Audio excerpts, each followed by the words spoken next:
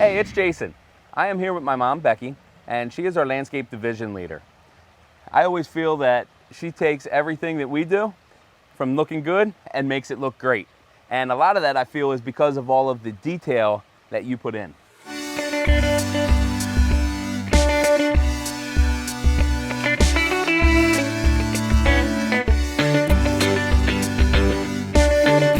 I feel that your pond always looks great through the summer. This pond was built very early on. Not that I don't like the pond, but we've come a long way with rock work and things like that. So there's a lot of things that would change about your pond if we were to build it now compared to when we built it then. However, I feel like your pond is always one of the nicer looking ponds, and that's because of the plants. Most of our ponds are 24 inches deep, 8-inch shelves, 3 levels, right? So 8 inches is a little bit too deep for a lot of the marginal plants. So even though we had only been working with ponds a couple of years, I found out real quick that I needed a couple of shallower areas so that I could do a plant display, not just to help with my water quality, but also it's about the view. I want a really nice backdrop. I mean, here we are in my front yard for the world to see, but I want to feel like it's a little bit more secluded. So I use a little bit larger plant material, but not huge. Again, I want to stay in scale with the space, but I want the colors, I want the textures, I want the assortment. I don't just want one plant here and one plant there. I want a grouping so that the plants play off of one another. If you look over here at these taro and canna, you've got a little bit of the purple foliage, a little bit of the green, and when you put them next to one another, you really appreciate that versus if they stood alone. As we're standing here, I'm noticing that the fish are really going in underneath the lily because there's some shade there.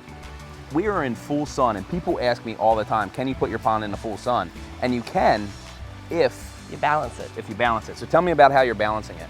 It is a balanced ecosystem where the plants and the water and the fish and everything work together. So there is quite a bit of surface area for beneficial bacteria with the rock and gravel, and that helps keep the water clear. But more than anything, the plants are using excess nutrients. So there's a lot of fish in here. You can imagine a decent amount of fish waste. So the plants use those nutrients, and that's what keeps my water so clear. There are some aquatic plants that can be quite invasive. I now stay away from those completely. I don't bring those in for our team to use because I found them to be such a nuisance.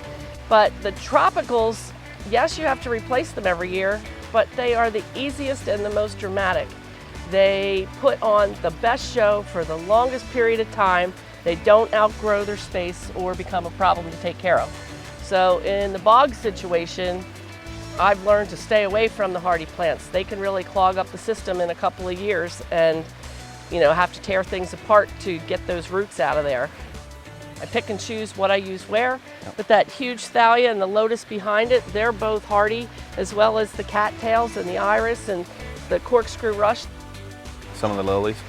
Almost all the lilies are hardy lilies. Even this Wanvisa that looks tropical, it is a hardy lily. That is awesome. The only tropical showing right now is that little purple one with the variegated leaves. It really just went in about a week ago, so it's still looking a little bit tiny. But the rest of those lilies are hardy and have been in since the pond was built.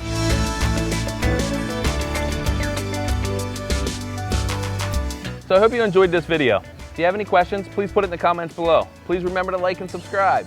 And until next time, keep building your outdoor dreams.